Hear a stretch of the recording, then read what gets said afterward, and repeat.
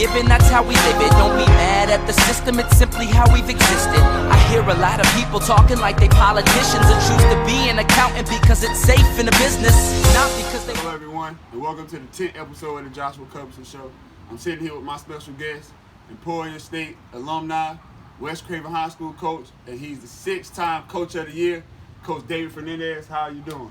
Good, Josh. How you been? I've been all right, man. How you been sitting during this rough time? Oh, it's been different. Just being at home, not doing a whole lot, but trying to stay out and about as much as we can. And obviously, as teachers, my wife Sandy and I, we still got schoolwork to do, and then our kids still have online distance learning stuff to do. And then also been doing some local Zoom coaches clinics. So we've had West Craven coaches, New Bern coaches, some middle school coaches, all in, and I've gotten out and gotten some coaches from outside of this area to come in for about an hour apiece and just give us some hints, some trade secrets, that kind of thing to help us all grow as coaches during this time too. Yes sir, yes sir. So we're gonna get a little bit more in that, but first I want to talk about, where did you meet your wife, man? Where did you meet your wife? Cause your wife, you and her are both teachers. She used to be a basketball player. Now you're coaching. Y'all got kids. So where did y'all first start? Oh, back in the days when I lived in Charlotte, she lived in Kannapolis, was a teacher at elementary school there, Forest Park Elementary. Yes, sir. And I was down in Charlotte, actually teaching at one place and coaching at Rock Hill High School. And we just kind of crossed paths and met. And I tried to meet up with her more so than probably she wanted to meet up with me at first. But then she eventually came around, and yes, sir. Yes, sir. The rest of it just kind of fell into place after that. Yes, sir. Yes, sir. That's beautiful, man. That's beautiful. So how many kids? Three. I got 2 stepkids, stepdaughter, stepson. Maddie's in Craven Community College, her first year there. Yes, sir. And then Eli is a junior at West Craven, plays baseball. And then the youngest, Colby's at the middle school. Yes, sir. He was going to try to do track here before the virus thing hit. Yeah. But he loves basketball too, and he works out with you all the time, so he enjoys that. Yes, sir. So tell me, how is it raising kids, man? So I know some parents, a lot of parents, want their kids to do sports or want their kids to be into certain things. Do you push them to do it, or do you kind of like force them, or do you just let them do their own thing? I'm probably on the minority side of it. I'd rather them just do whatever they want to do. Don't, Sandy was a big-time basketball player. Yes, sir. Holds some records at her colleges.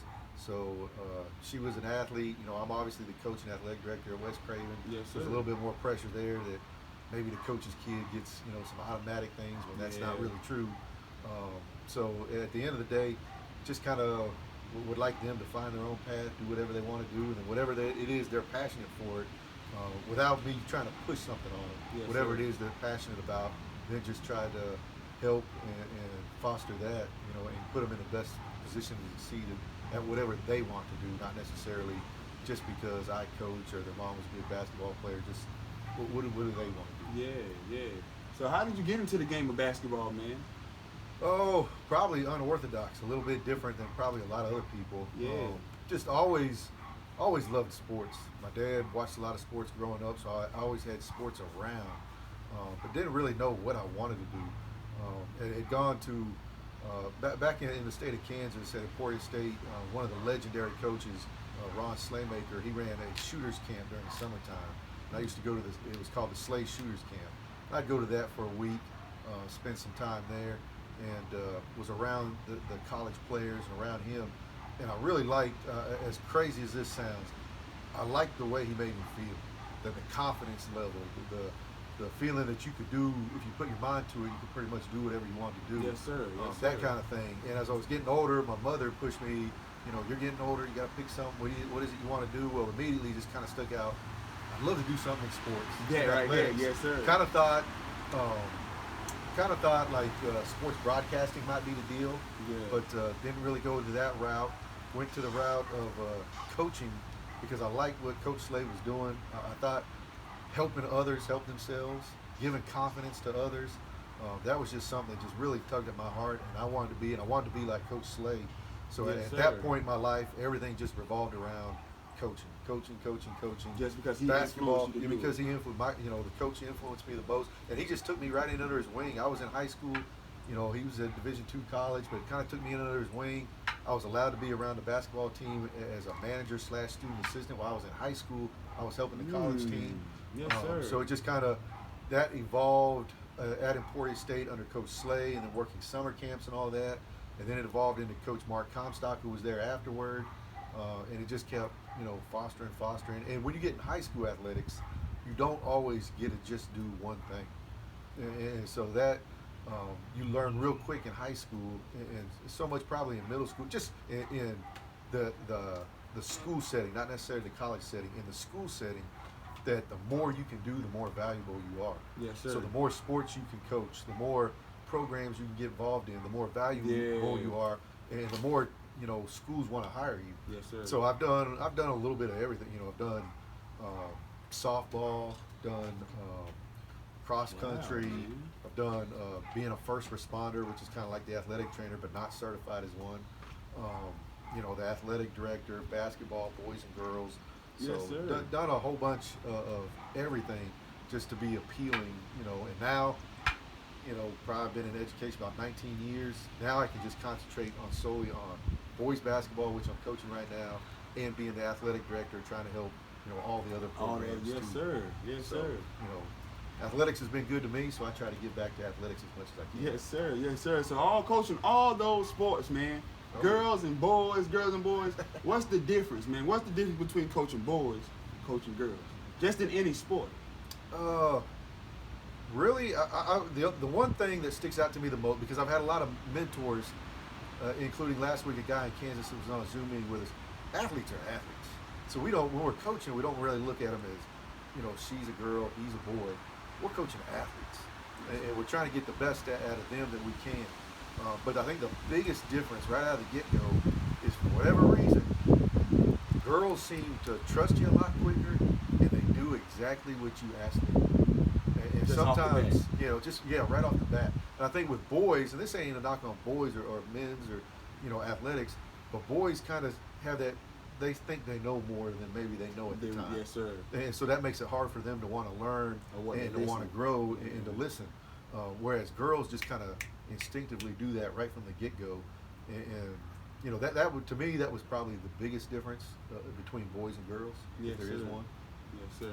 So, coming to West Craven High School, coaching one of the, in my opinion, the best girls team that probably that's gonna ever step in there, man. 30-1.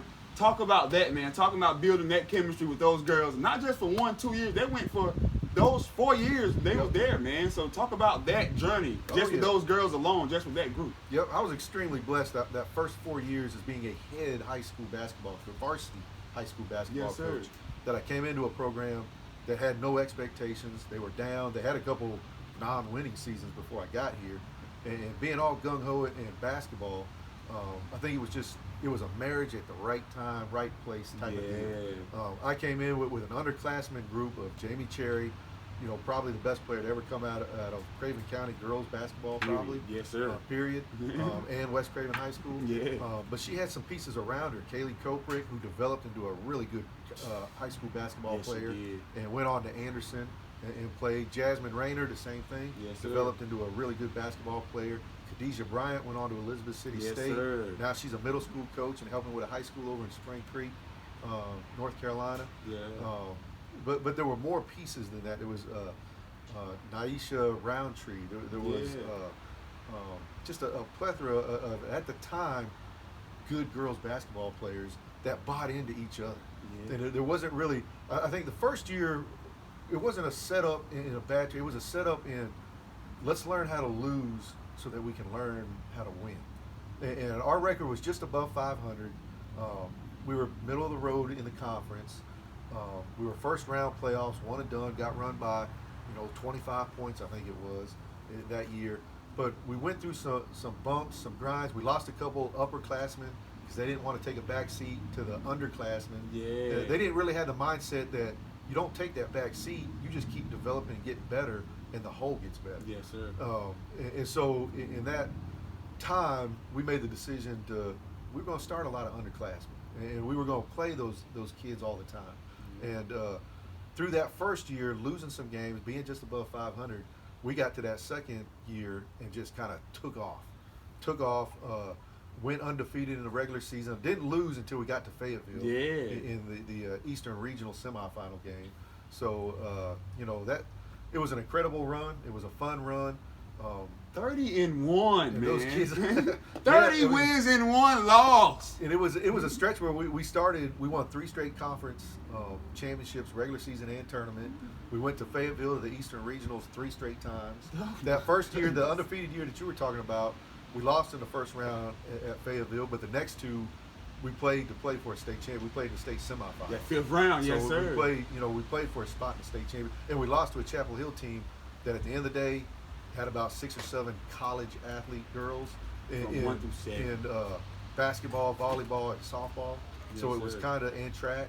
So it wasn't like we lost to a team in back-to-back years that prevented us from playing for a state title that just kind of snuck up on us. They were in their right minds. They were back-to-back state champions too. And they was ready. Yeah. So they were ready. And take that back a step further. My first year in our conference, we had South Central girls who went on and won the state title too. Hey man. So when you're talking about competition level, it was there. 3 of those first 4 years, we ended up losing to teams that won the state title. Yeah. So it was a fun time. The boys were doing just as well as we were at that time too. You were a part of that. Yeah. I mean, gyms were packed. A lot of things that we don't have today. Just the way society has evolved and social media has maybe taken the fan bases out of the schools. We had it during those runs. It was both the boys and the girls side, and people were waiting out in the parking lot to get in the gyms. Those days. So that was a lot of fun to be around. And will it ever happen again? Probably not. Probably not. That was probably a stretch that just because things are, like I said, life has evolved so much with social media and things. Yeah. I think Twitter was just getting off the ground then. Instagram wasn't really around. Yeah. So, Facebook was just kind of really starting. Getting in, yeah. So I think we just kind of hit lightning in a bottle and everything was fun on the boys and the girls side. Just all at that perfect moment. I don't know if it'll ever be that way again. I really don't. Now, before I go into the Zoom, now I know that you said it was some upperclassmen that didn't want to take the backseat to the upperclass. Now, when you come to coaching like that and you got players that deal with issues like that, how did you deal with those issues as a coach? Probably made some mistakes along the way because it was my first time being a head coach. I've been an assistant coach, but I hadn't been a head coach at the varsity level. So probably made some mistakes along the way in not fully communicating the entire aspect of what the team was, what the program was. And I think kids, and it's no fault for kids, but I think kids so much see themselves, and they don't see if I'm not in the game getting this amount of certain minutes, then I'm not really valuable. Yes, and that's not really true in the big picture of things because more so, we're going to play, the state allows us to play 23 regular season games, so we're going to play 23 regular season games. Those are guaranteed for the most part. Not really, because if weather or something plays in there, that's what prevented Jamie Cherry from being the all-time state scoring leader, was we had 2 games her junior year canceled because of ice storm. Man. And then she ends up not being the state just leading 2 scorer games by about 16, 18 points, something like that. So, that little mindset right there is kind of, you think you're guaranteed, but you're not guaranteed. Not guaranteed. Yeah. So, you got to kind of just, to answer your question, the mistakes of setting back and not saying, this is your role, this is what we need you to do, because there's going to be a lot more practice time wherever it's game time. Yes, sir. So, not fully letting them understand what the big picture of what a team actually meant probably ran them away. Being a new head coach and saying, well, if they just didn't want to be a part of it, then they just didn't want to be a part of it. Yeah. Rather than trying to teach that, communicate that, and bring them all and grow that together. That's probably a top 5 mistake I made as a coach and wish I could go back and do. So when I say that those upperclassmen kind of left and didn't want to be a part of it, I don't say that to beat my chest on anything. I say that also with a little bit of regret that, man, we didn't reach them quick enough or we weren't transparent enough to let them know how valuable they really could have been and help us as a team. Yes, sir. So now, Zoom. Yep. How did we get started with that? Getting all these coaches from different areas to come on one calling and just to talk, man. Like, how did you get that? Oh yeah. Zoom, I didn't even know what heck that thing was 2 months ago until this virus thing hit. Yeah. And now everybody's using it across the country at every level in business and in education. So That's what crazy, we did, I ain't never heard about this thing either. yeah, what we did was, I guess I kind of self-proclaimed being the ringleader of some coaches here, mostly in the area. Some kind of way we had ties together. Yes, So sir. it was, it's me as kind of the ringleader, but then, Coach Twitchell, Coach McKeel, Coach Warmack, Coach Griffin from the high school, Coach Campbell, who used to be with us, at West Yes, Craven sir. over at New Bern, Coach Pittman, Coach Troy Pennington over there. Became pretty good friends with the coach at Jacksonville High School, Sean Thompson. So he's joined in. Khadijah Bryant, who played for us, Peanut. Yes, sir. Like I said, she's down at Spring Creek. She's jumped in with the head varsity coach down there too. So we've just had a collection of coaches in the area. Billy Townsend over at the middle school. We just all came together, and we're all here in Eastern North Carolina, all here in New Bern, Vanceboro kind of area. Yes, sir. And so we hear the same things over and over and over again. We all coach against one another for the most part in some way, and we're always just a text or a phone call away from each other, helping in some capacity. So even though sometimes on game nights we got to be competitors, we're always trying to help each other grow, because at the end of the day, we're just reaching kids, and trying to help kids, yes, sir. out. So being here, being so close, always hearing the same things. We all like to go to clinics, but somehow the clinics keep recycling to the same people all the time. Yeah. I'm not from here. I'm from Kansas. So my network of people outside of here is probably greater than a lot of the coaches, because Coach Twitchell's from here, Coach McKeel's from here, Coach Griffin's from here, Coach Townsend's just right down the road, Peanuts from from here. Yeah. So everybody's kind of from here. It was, what can we do to get people from outside of this area? And, Yes, and sir. so what I tried to do was people that I somehow had some kind of connection with. I've reached out to all of them and just asked them, hey, will you give us an hour of your time? Come online with us. Let us pick your brain. Let us grow.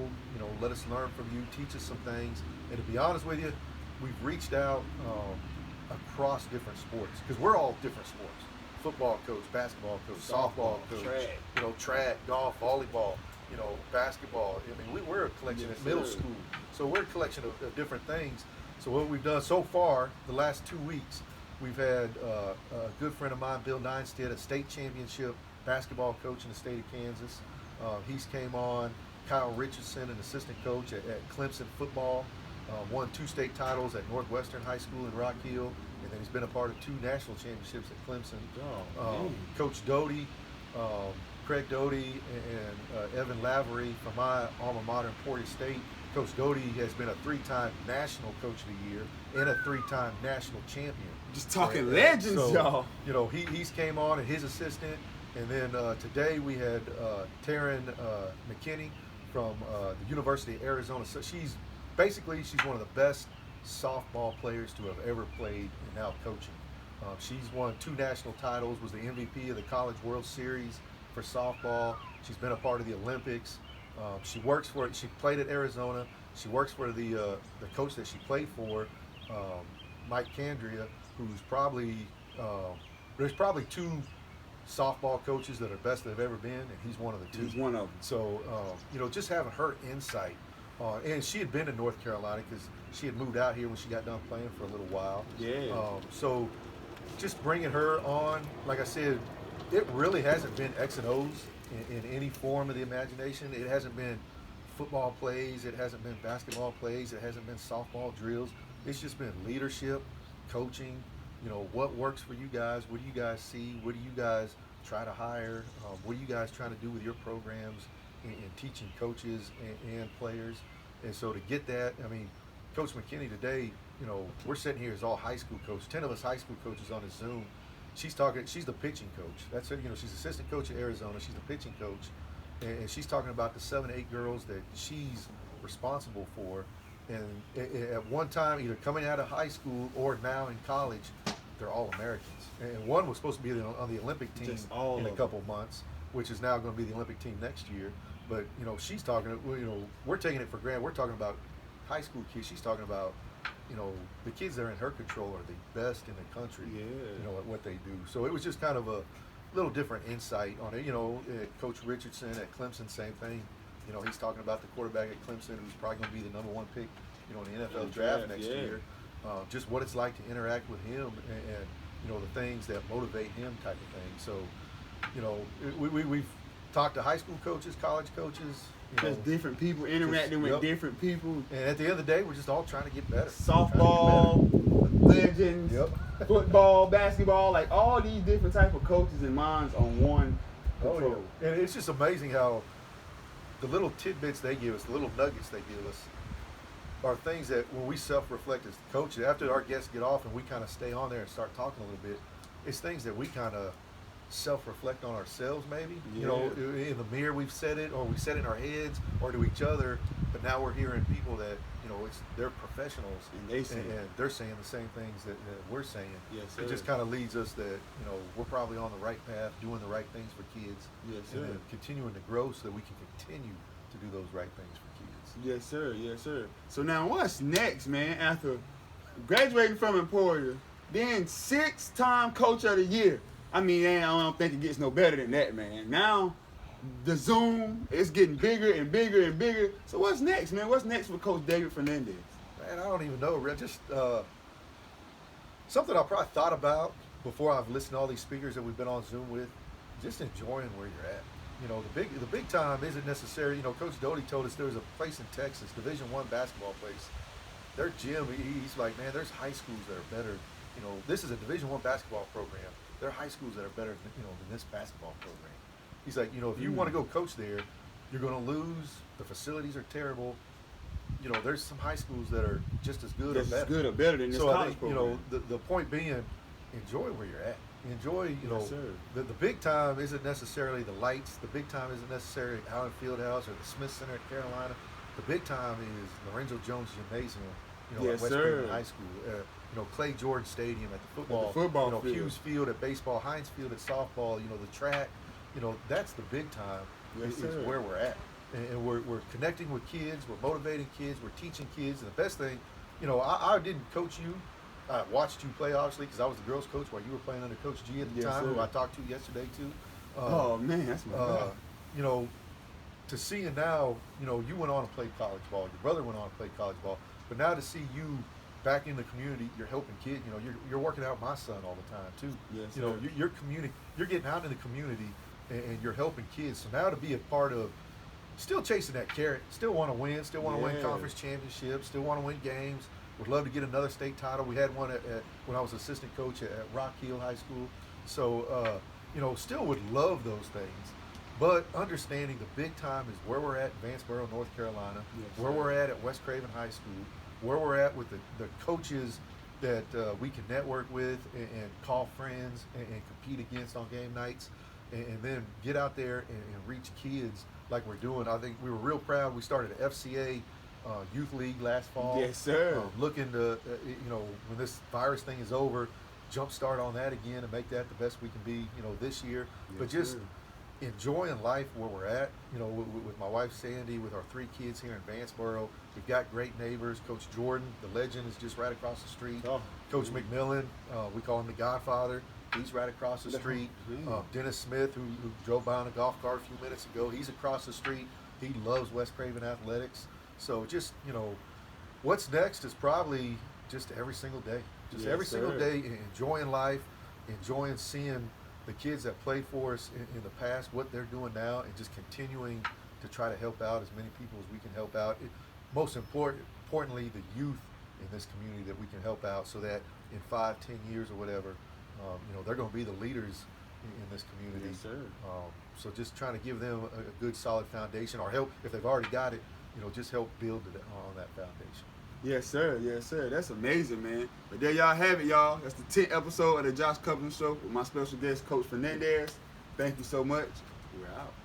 All right, y'all. Thank you for watching the Joshua Cuthbertson Show. Please continue to show your love and support by clicking the subscribe button below the video. Check us out next week on the next episode of the Josh Cuthbertson Show. We out.